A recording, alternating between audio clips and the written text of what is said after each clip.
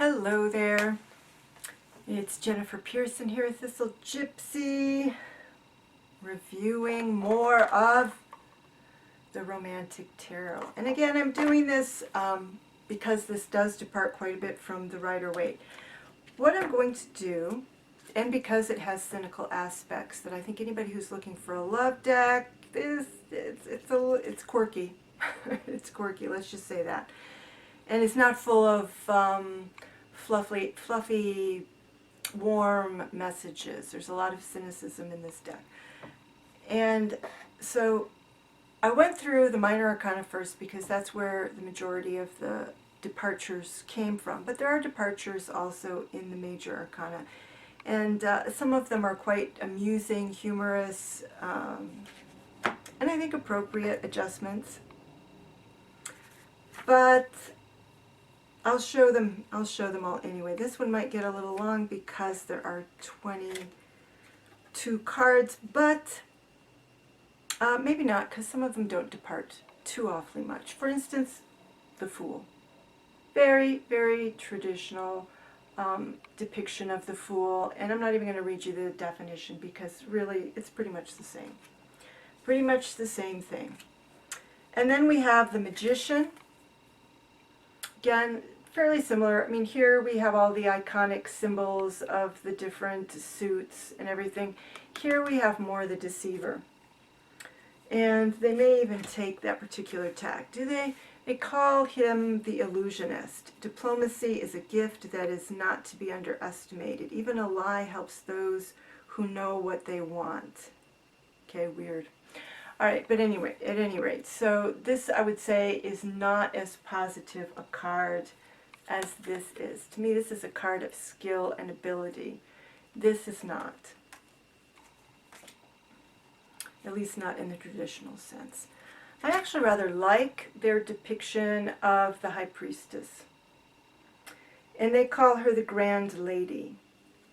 So they say the Grand, where'd they go? The Grand Lady. Secrets fuel the fire from under the ash. Alrighty. Knowing is having, because those who know never have doubts. Wisdom. Nah, that strikes me as a lot of hot air. I love that her bookmark has a moon on it. I just think this is a lovely and clever card. We still have the columns in the back and the curtain. And, you know, she is interested in wisdom, and she's got the wings. I like the wings on there. I don't think we really have. Anyway, I think this is clever, and I think it's beautifully done. Okay, and then we have, and I think there's some unfortunate reductions in this card. Let's put it that way. So here we have the Empress. The only allusion to fertility in the larger sense of fertility, I suppose that big palace in the background shows abundance and wealth. But the fertile aspect, you've got a dog with some puppies in the background. I don't know. I don't like this Empress. I mean, she looks just like she's a bride. And there should be more to the Empress than just being a bride. More to her than just, again, this is like an old-fashioned assumptions that the Empress, whoever is brought into the Emperor, is to produce progeny. That is her primary role. And there's more leadership to the Empress than this. So, you know, all right, there's our concessions. Not into that Empress. Here's the Emperor, who looks like such a sourpuss that it's amusing. And he looks like there's somebody he's supposed to be resembling historically, and I can't put my finger on it. I guess I should have read the Empress. The Empress said, "The Lady of the Ring Grace and kindness can do much for the gentle soul. Those who know how to substitute seduction for strength win. Oh, I mean, that's awful. Okay. Substitute seduction for strength? Ugh. Okay. So now we have the Emperor. They call this the gentleman. Now, resolution is necessary. Constancy wins. Love letters have value only for the heart on the road. Determination. Okay, so he sounds like a jerk. You know, that he's just going to win his way by constantly showing up at the door or something. Not the most dangerous stalker, but you still might have to put some kind of a barrier up for him. Yeah, I don't know. Anyway, okay, Hierophant. Hierophant is quite classical. Whoops, I'm showing the wrong. This is incorrect. All right, here's my Hierophant. Okay, so quite classical. You don't have the active two people here, but you do have. They're kind of implied in some figures here. In fact, I actually like this Hierophant better than I like the classical Hierophant. There's something gentle, and it looks like he's holding lilies, gentle and peaceful about him that I really like. You miss, so there's definitely, you miss the teacher aspect, and he's just more a spiritual guide, I think. And I don't see him as much. A lot of people see this as a wedding card, the traditional. This, a little less so to me. All right, then we have the Lovers. Okay, and again, this deck is taking a very literal, physical turn to this. You know, your lovers. There's less. You know, instead of an angel, you've got a gondolier. We're back in Venice. And so, instead of, to me, in this card, there is the feeling of you've got the angel, that there is a divine intervention in the two of you meeting, that it's a true spiritual union, and that the meeting is between opposites, and that the meeting and the coming together is equal. That any desire there is equal. This, to me, shows that to me this is the man being more domineering, being kind of pushing his suit. She's enjoying it clearly, but to me it would be better if they were either eye to eye or at least in a more equal position. This is me, the old feminist, coming up. Okay, so I didn't really read the Hierophant. The Hierophant said, the Prince of Faith. Sometimes you need to forgive. Spiritual peace quells passions and opens the door to intelligent love. Okay, that's why I like that guy. And then the Lovers, this they call the Embrace. One must never be ashamed of his weaknesses. Okay, so, but he doesn't look like the weak one here. She does. Passion before burning is a delicate dew. Okay, recognizing each other. All right, and here's one that just totally blew me away because my birth card is the Chariot. So, and so here we have, this is the traditional card, and here is the Chariot. Oxen, oxen. I mean, it's so weird that it's amusing. I like the symbols of fertility on here. I do like that. I do like that. And the country aspect is fine, but it's a huge departure from the normal Chariot. How do you get speed out of this? The Chariot is supposed to be the victor. There's a military aspect to him, and it's supposed to be about speed also, speedy victory. So this really grounds the Chariot. Not only that, But it looks like what she is riding on. There's a woman up at the top. Again, complete departure from the normal chariot. She looks like she's riding on top of a heap of soiled straw. So it's not like, it's not even harvest. Maybe I'm misinterpreting that because it's nighttime, but I don't know. There's something muddy about it and weird. Okay, so, and the guy, the charioteer, looks indifferent, like he's incidental, like he has nothing to do with it really.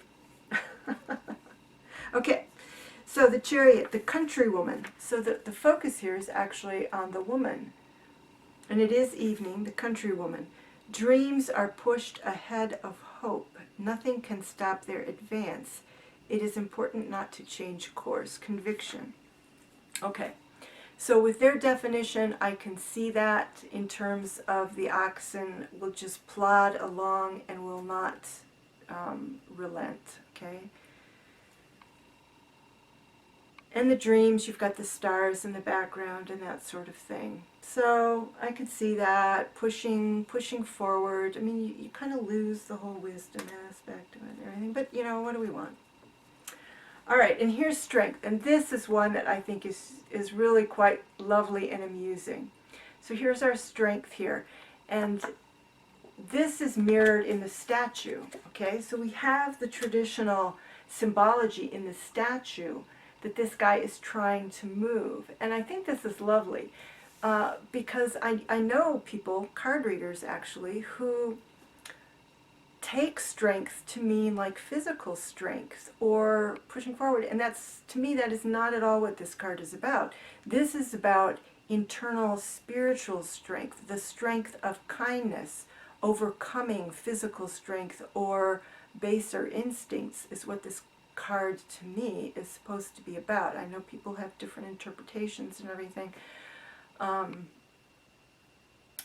So what we have is the statue, and I love that it's alabaster, or marble, it's white, and so it's showing the purity of that notion. And then it has this guy futilely attempting to move it. So he is the position of traditional strength, which is inadequate, you know, which again, to me, underscores the true meaning of this card. So where is strength? And oh, how interesting. They printed it according to the Rider-Waite system, which has strength as 8, but in the guidebook, they have it reversed. They have it as some other decks do, where they put strength under 11. How interesting. Okay. So there's an error, and there's at least one other error in this guidebook. Okay, strength. Futile efforts. And this is the 8. We do have the number. It says futile, where to go? Futile efforts. Violence can do nothing against gentility. The romantic soul is always the strongest. All right, so how sweet. Next, the Hermit. The Hermit takes a bit of a dark turn here. So just like the Stalker Emperor, now we have the Stalker Hermit. Although I don't think this is really a terribly negative card, and they don't depict it that way. They put the Hermit, says the loner. Solitude makes willpower stronger. Collect ideas one by one and take the road of love. So it's kind of like, you know, if you need to reassure yourself by doing some research, go for it. But there is this weird aspect to this card, which is that it looks like he's prying around in somebody's business, and he's got this kind of wicked smile on his face, like he's poking around in somebody's drawers in order to find out a secret. I mean, come on, guy. One of the interesting things to me is that just like he's in the winter, he's got winter outside his window. So, okay, next. And I think this is appropriate and interesting too. We have the Wheel of Fortune.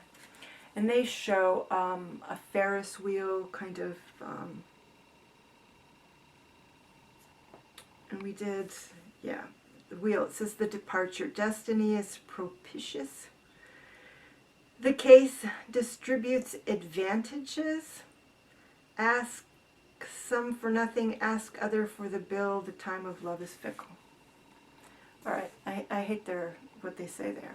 It doesn't make a lot of sense. What does make sense about this card is that it's passing. In other words, this is a day, okay, so we have the wheel which is constantly turning, and so there's the notion of movement. So they are having a lovely time right now, but there is nothing indicating that it's going to stay. You know, this is their lovely time at the fair. Tomorrow they will not be at the fair. Things will have changed. So, kind of passing fancy. All right, justice is a little weird. Justice is a little weird. Not completely, but she doesn't have the statue. What's really weird about it is that the statue in the back, and I don't think I have to show you the other justice card, is that in the back there's a statue that doesn't have a head. What is that about? Okay, just what is that about? The justice herself, she's got a veil, but it looks as though she can see through it. In her balance there is a top hat and a bouquet. In this deck, that top hat probably indicates someone more honorable or thinking, okay? So kind of thinking or emotion, reason or the appearance of beauty. The appearance of fairness. The appearance of fairness, or what we determine is fair by our thinking. So I think this is a worthy card. Again, she's veiled, but it looks as though she can see through the veil. And it's interesting that she's up out of her seat. She's up out of her traditional seat and is moving towards you. But what I don't get is that weird statue with wings in the background. Now maybe there's some illusion there that I am just not privy to. I'm not getting. And what does it say? Justice, balance. The poor person is often selfish. Instead, those who love freely are rich and worthy of being loved. I'm not sure how that associates with justice, the second part. Okay, I love their Hanged Man just because I think it's really amusing. Okay, so the Hanged Man, I think it loses its spiritual quality, okay? This is supposed to be, the traditional Hanged Man is supposed to be a spiritual card. This is not. It's Houdini. It's Houdini. He has chained himself up for love. That's kind of the way I take it. This reminds me a lot of guys when they're feeling sorry for themselves in a relationship. They feel like they're all tied up. It's, to me also, it's somebody this guy's got a smile on his face. He's totally knowing that he can get out of these chains. He totally knows he's doing this voluntarily, and he might be doing it even to show off. So it's kind of cute in that way. What does it say? The Hanged Man, the trials and tribulations of love. Sacrifice is necessary when the cause is great. Those who dream must know they are dreaming of clouds. Okay, so it's saying, you know, there will be sacrifice. Every now and then you're going to have to chain yourself up and hang yourself upside down. But you can get back out of it. He's smiling. He knows it's a passing thing. And to him, I guess it's worth the palace in the background. Again, maybe he's showing off for somebody. I don't know. But it's amusing to me. The Death card is, to me, almost too traditional. It's not traditional in the sense of the card, which is about transformation. It's traditional in our usual way that we think about death. This, to me, is really not a card of grief. The Rider-Waite is not really a card of grief. This is a card of grief. It shows somebody grieving, leaving something behind. And it says here, undying love. Okay, so it's not, this traditional Rider-Waite is about transformation, transition, change. Here, it's not. It says undying love. For those who have no regrets, nothing changes and everything changes. Maybe the wind of the passions will die down. So this ends up being a card of grief and dedication. Next card. Another one that I have real reservations about. Actually, there aren't too many of these that I have reservations about. Like I've said here, there are some that I actually like. This, though, Temperance, this is a traditional Temperance card, which to me really is about the old meaning of combining things, tempering things. It's not about not drinking. It's not about alcoholic temperance. It's about like tempering steel, combining things to make them stronger. Or just like the combining of elements that creates the iris in the picture. This is in a tavern. This is in a tavern, so they're taking more the traditional temperance, and it's just a really weird card. So you've got this guy, the customer, looking askance at the woman, and she is semi-masked. She's got this little mask over her eyes, kind of, and she's spilling whatever she's pouring. It actually looks like water. She's spilling whatever she's pouring out onto the counter, and it's dribbling down. So are we saying there isn't temperance? Is this a sexual allusion here to her perhaps having desire? I don't know. It's funny, there's a little picture up here there's a little picture of the mountain here with the rising sun here. So maybe it's supposed to depict the beginning. Maybe it's actually more like the Lover's card. You know, in the Lover's card, as I mentioned, there's the aspect of two opposites combining. So maybe that is part of the temperance here, is that these two are beginning an attraction. Okay, I could see that again. That wet water dribbling out of the cup, representing some kind of sexual allusion to the attraction. And then you've got two candles up here. So maybe this is the equivalent to, what is there? Two of Cups. There are two of Cups here, which is the beginning of an attraction. Lordy. So a lot of adjustments you have to make as you acquaint yourself with this deck. The Devil, really funny. I love it. Okay, so you have the Devil, except that she doesn't, does she have any chain? Yeah, she does have a chain. But she is the one chained. Maybe she's luring you over to chain you. So we have the Devil with the two people chained. So the notion is being chained to another person, being chained by your passion, that sort of thing.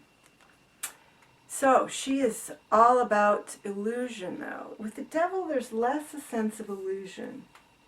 The traditional Devil, you're in it. You know you're in it. Okay?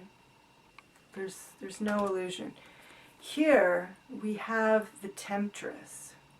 And the traditional card does have the meaning of being a tempter. So we have the Temptress here.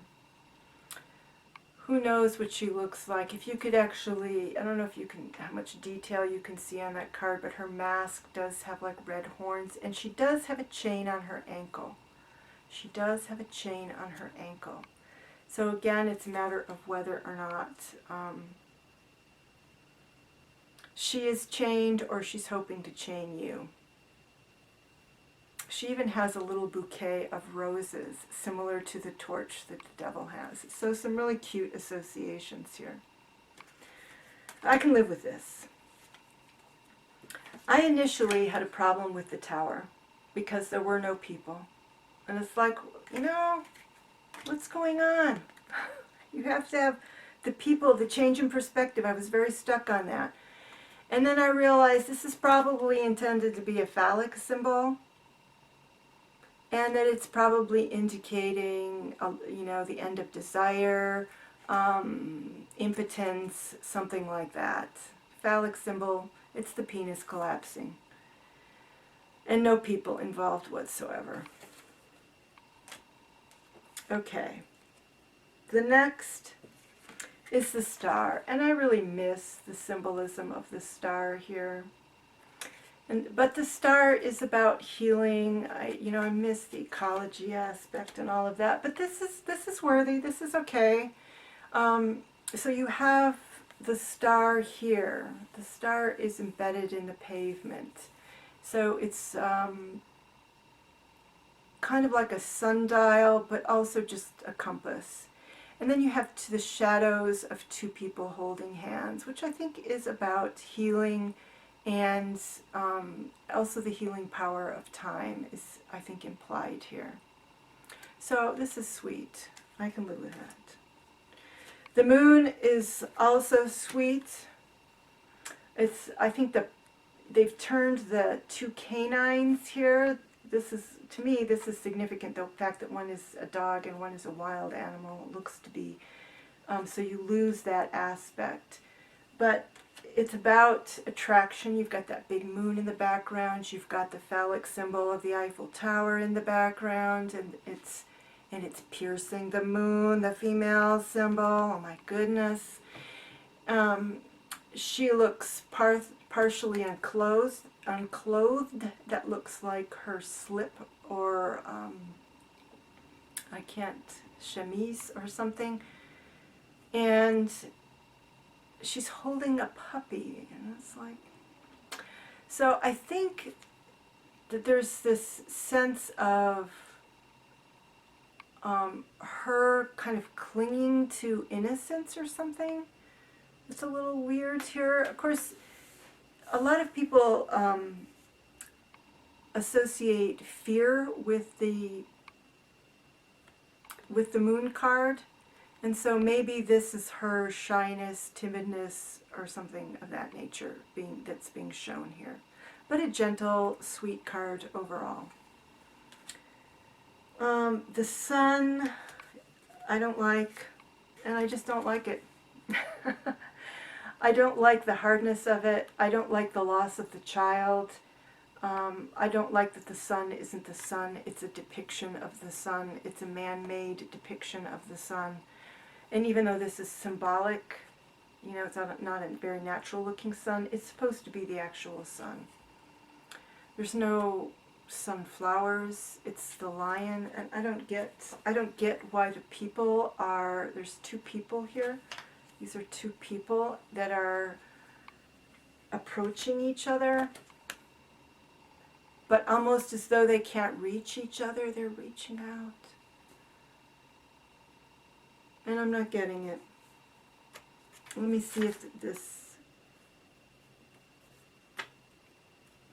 Again, I've stopped reading these because I think that some of these cards actually are very appropriate. They're not difficult to grasp, except for the hour of truth. The time has come to face the truth. The things of love become clear. The light will be long lasting. Maybe that's why they've made it man-made, is that they assume that means it is lasting. Well, I won't gripe about the meaning anyway.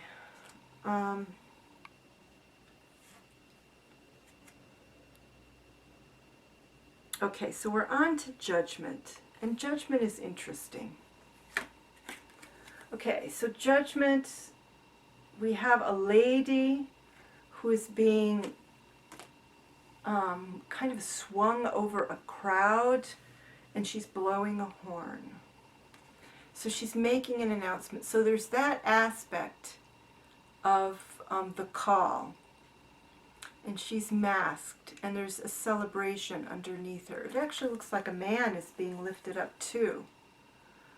So maybe this is kind of a wedding or something? I don't know. But he looks like he doesn't have anything to do with it. And you lose, to me, you completely lose the aspect of rising from the dead. So for here it says, beyond the threshold. In the guidebook, it is time to decide. Either the mind or the heart will win. If there has already been a choice made in the past, it must be followed. The point of arrival. I'm losing it. This isn't making sense to me. The point of arrival.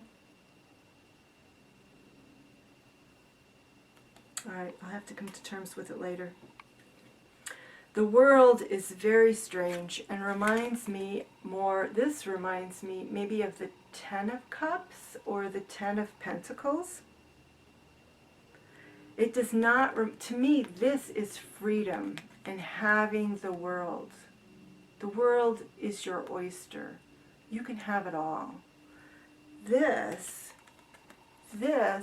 is the burden. Look at that. It's the burden. You've got your partner to help shoulder the burden, and the child is a burden. The child is not a joy. No, the child is a burden. So here we have the world, union, the veils fall. Okay, so that's a nice aspect. You're not pretending anymore like so many of these cards. There are masks, people are masked. So there's no more pretending. The veils fall, the truth is revealed. It was a long road but worthwhile because now is ecstasy, completeness. Where is the ecstasy there? I'm not seeing any ecstasy. I don't know. The child looks happy. The child looks happy. And he looks like he's holding a little heart. Anyway, so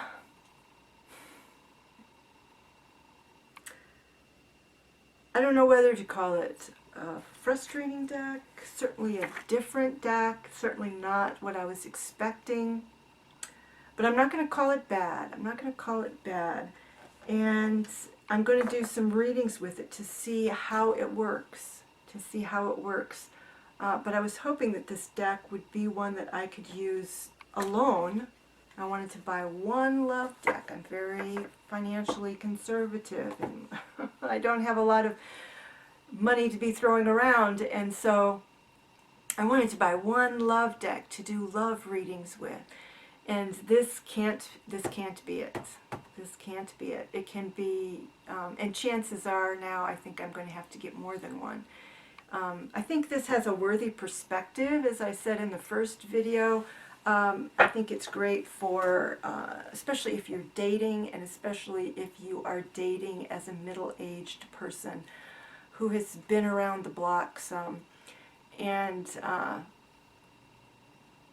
so some of these jaded, cynical messages kind of make sense, and you're kind of going about your relations with a little more skepticism than maybe a young person either has or even needs.